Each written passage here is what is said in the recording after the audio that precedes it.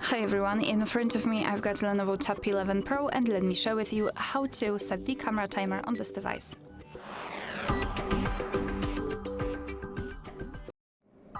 So first of all we have to open the camera app, so let me do it. And now we are in the standard photo mode. So in this configuration we'll have the timer right here. We've got the options in this panel and in this configuration of course at the top. So let's tap on this timer icon. Stop. And in this device we've got 4 different options, so off, 3, 7 and 10 seconds delay. So let me choose 10 seconds delay. As you can see, this icon will be changed. It is right now highlighted, and of course you can check the timer you've got set.